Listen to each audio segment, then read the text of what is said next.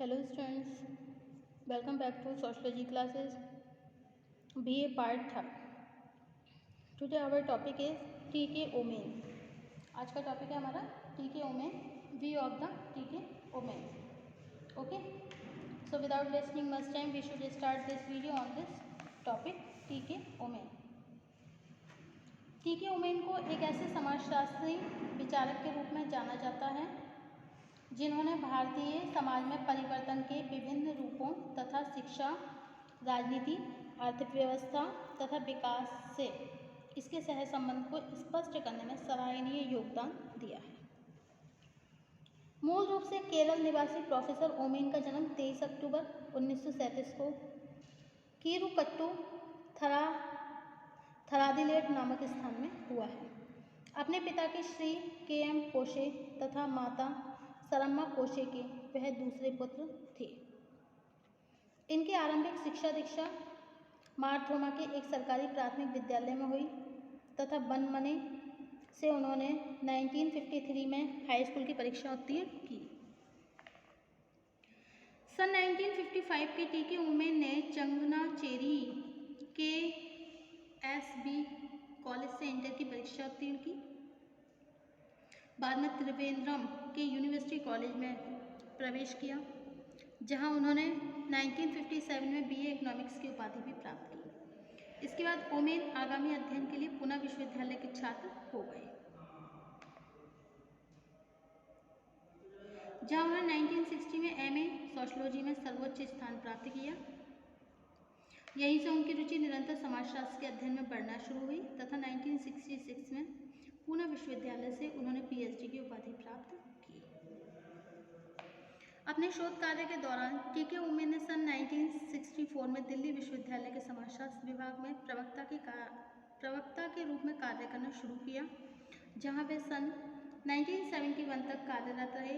इसी वर्ष उनकी नियुक्ति जवाहरलाल नेहरू विश्वविद्यालय दिल्ली में एसोसिएट प्रोफेसर के पद पर हो गई, जहां वे सन 2002 में सेवानिवृत्त होने तक कार्य करते रहे।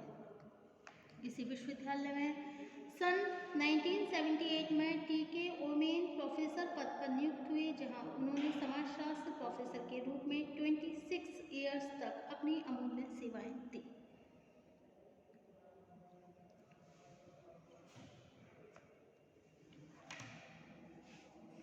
अपने जीवन के प्रारंभ से ही उनमें एक विशेष प्रतिभा की झलक थी, जो उनकी व्यावसायिक जीवन में अधिक उभर कर सामने आई। अपने व्यस्त व्यावसायिक जीवन के कर्तव्यों का निर्वहन करने के साथ ही प्रोफेसर ओमेन ने कैलिफोर्निया, पेरिस, बर्लिन, कैनबेरा में स्थित विभिन्न विश्वविद्यालयों में विजिटिंग प्रोफेसर के रूप में अनेक व्याख्यान दिए। सन 1981 में उन्हें समाजशास्त्र में BKRB पुरस्कार से सम्मानित किया गया और 1985 में उन्हें समाजशास्त्र तथा मानवशास्त्र का GS घुरे पुरस्कार प्राप्त हुआ, जबकि सन 1997 में उन्हें स्वामी प्रणवानंद पुरस्कार के द्वारा समाजशास्त्र में उनकी अमूल्य सेवाओं को मान्यता दी गई। वह भारतीय समाजशास्त्री पुरस्कार के द्वारा समाजशास्त्र में उनकी अमूल्य सेवाओं को मान्यता भी दी गई और भारतीय समाजशास्त्री सोसाइटी, इंडियन सोशियोलॉजिकल सोसाइटी के अध्यक्ष रहने के साथ ही अंतर्राष्ट्रीय समाजशास्त्र परिषद, इंटरनेशनल सोशियोलॉजिकल एसोसिएशन के भी अध्यक्ष रहे। उनकी विलक्षण प्रतिभा इसी तथ्य में भी स्पष्ट होती है। उनका संबंध भारत और विदेशों की लगभग 15 शोध पत्रिकाओं के संपादक मंडल से रहा, जिनमें उनके अनेक महत्वपूर्ण लेख शोध भी प्रकाशित हुए, पब्लिश्ड हुए। समय समय पर उन्होंने अत्यधिक प्रतिष्ठित नामों और पदों से जुड़े हुए व्याख्यान भी दिए। इनमें टैगोर व्याख्यान, एनी बेसेंट व्याख्यान, अंबेडकर स्मृति व्याख्यान, JP नारायण स्मृति व्याख्यान, MN श्रीनिवास स्मृति ओमेन को 2008 में पद्म पुरस्कार से सम्मानित किया और सन 2010 में उन्हें इंडियन सोशियोलॉजिकल सोसाइटी द्वारा लाइफ टाइम अचीवमेंट अवार्ड भी दिया गया तथा भारतीय समाज विज्ञान शोध परिषद दिल्ली द्वारा उन्हें फरवरी 2010 से फरवरी 2012 तक नेशनल फेलो के रूप में नियुक्त किया गया। टी.के. उमेन ने विभिन्न विषयों पर कुछ महत्वपूर्ण पुस्तकें भी लिखी हैं। उनके कुछ प्रमुख पुस्तकें इस प्रकार हैं, जैसे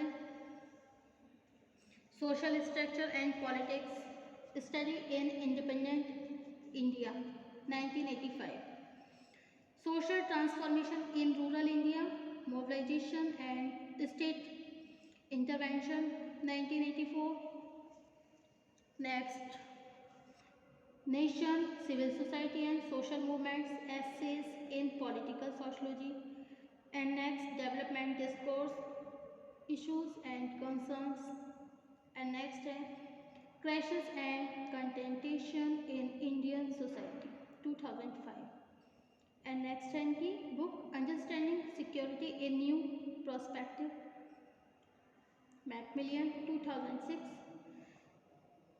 एंड नेक्स्ट बुक है knowledge and society situating sociology and social anthropology 2007। Okay, इन पुस्तकों के अतिरिक्त प्रोफेसर टी.के. उमेन ने अनेक महत्वपूर्ण पुस्तकों का संपादन भी किया, जिन्हें समकालीन समाजशास्त्रीय क्षेत्र में बहुत उपयोगी माना जाता है। इनमें सबसे महत्वपूर्ण पुस्तकें जैसे सोशल मूवमेंट्स है, इश्यूज ऑफ आइडेंटिटी है, तथा सोशल मूवमेंट्स है, concern of equity and security है। इसके अतिरिक्त ओमेन द्वारा संपादित एक अन्य पुस्तक का नाम सोशोलॉजिकल लिटरेचर साउथ एशिया है।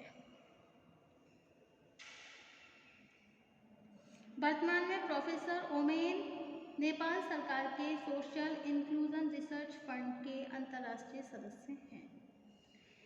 डॉक्टर ओमेन के समाजशास्त्री विचार बहुआयामी हैं, लेकिन उन्होंने मुख्य रूप से सामाजिक परिवर्तन तथा सामाजिक रूपांतरण जैसे विषयों पर विस्तार से लिखा। सन 1972 में प्रकाशित उनकी पुस्तक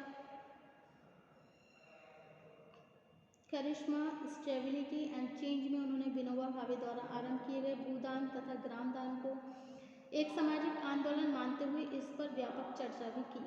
इसके बाद सन 1984 में उन्होंने ग्रामीण भारत में सामाजिक रूपांतरण की विवेचना करी और सामाजिक आंदोलन पर अपने विचार भी प्रस्तुत किए। उन्होंने अनेक पुस्तकों में अपने स्पष्टीकरण भी दिए और पाठ्यक्रम की सीमा के कारण प्रस्तुत विवेचन में हम ओमेन के द्वारा प्रस्तुत केवल सामाजिक आंदोलन से संबंधित विचारों को ही स्पष्ट करेंगे। नेक्स्ट पॉइंट है सामाजिक आंदोलन पर ओमेन के विचार, comment view on social movements. Okay, सामाजिक आंदोलन एक ऐसा विषय है जिससे संबंधित विचारकों की सूची बहुत ही लंबी है। विभिन्न लेखकों ने विभिन्न आधारों पर सामाजिक आंदोलन की अवधारणा को स्पष्ट करने के साथ इसके प्रादुर्भाव के कारणों का भी विश्लेषण किया है।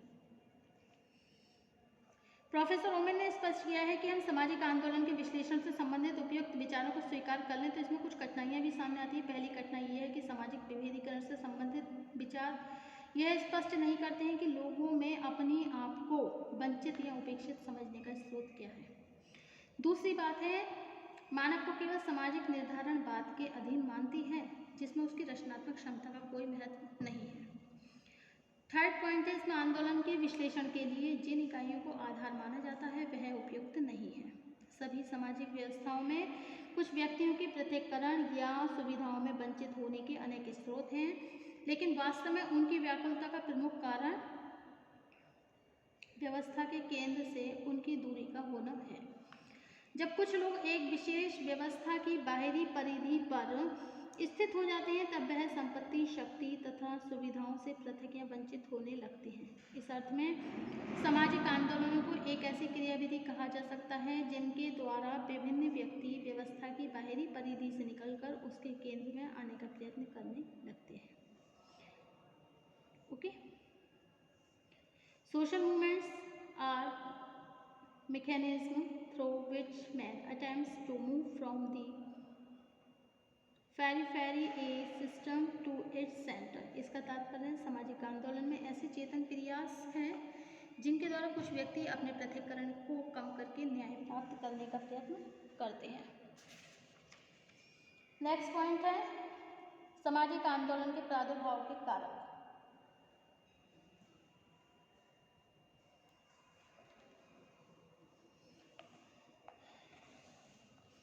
प्रमुख कारकों पर सामाजिक आंदोलन के प्रादुर्भाव के प्रमुख कारकों पर ध्यान देना आवश्यक है। उन्हें ओमेन ने 3 दशाओं में स्पष्ट किया है। नंबर 1, हिस्टोरिकली, ऐतिहासिकता अर्थात अतीत के अनुभव। सेकंड है elements of present social structure, वर्तमान सामाजिक संरचना के तत्व। एंड थर्ड है फ्यूचर विजन ऑफ सोसाइटी, समाज के भावी रूप से संबंधित दृष्टिकोण। ओके, नेक्स्ट पॉइंट है demonstration and types of social movement, सामाजिक आंदोलनों के आयाम एवं प्रकार।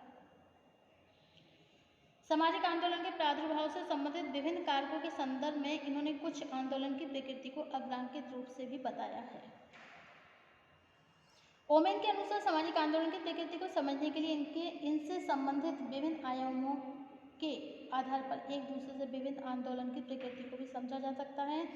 जहाँ तक परंपरागत भारतीय समाज का प्रश्न है, यह एक और राजनीतिक रूप से अनेक खंडों में विभाजित है तथा दूसरी ओर इसमें बहुत सी भाषाई क्षेत्रीय भिन्नता, सामाजिक संस्था, संस्थागत असमानता, सजातीय भिन्नता, व्यक्ति व समूह की प्रधानता, सांसारिक विचारों की अपेक्षा अनुभवातीत तथा पारलौकिक विश्वासों आदि का समावेश रहा है।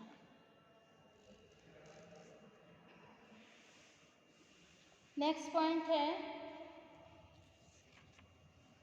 सामाजिक आंदोलन के अध्ययन के पद्धति शास्त्रीय मुद्दे, methodological issues in the study of social movements। Professor Oommen ने इन दोनों समस्याओं तथा इससे जुड़े विभिन्न पक्षों पर विस्तार से प्रकाश डाला है। नंबर 1 है स्केल ऑफ मूवमेंट्स, किसी विशेष आंदोलन का मूल्यांकन हम किस आधार पर करें, इसके लिए 3 पैमाने अथवा मानदंडों को महत्वपूर्ण माना है इन्होंने। नंबर 1 है आंदोलन में सहभाग करने वाले व्यक्तियों की संख्या, नंबर 2 है आंदोलन की अवधि और नंबर 3 है आंदोलन में सहभाग करने वाले व्यक्तियों की सामाजिक विशेषताएं। Okay, social composition of movement participants.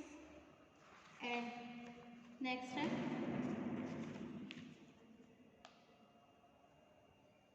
Units and level of observation of movements, आंदोलन की इकाइयां तथा अवलोकन के स्रोत। एंड नेक्स्ट पॉइंट है आपका आंदोलन की विचारधारा। ओके, आंदोलनों के समुचित विश्लेषण के लिए किसी भी समाज की ऐतिहासिकता, सामाजिक संरचना तथा मूल्य व्यवस्था को ध्यान में रखते हुए उन इकाइयों की प्रकृति को ध्यान में रखना आवश्यक है जिनसे किसी आंदोलन की संरचना का निर्माण और उसमें परिवर्तन होता है। Thank you for watching my YouTube channel. Thank you so much.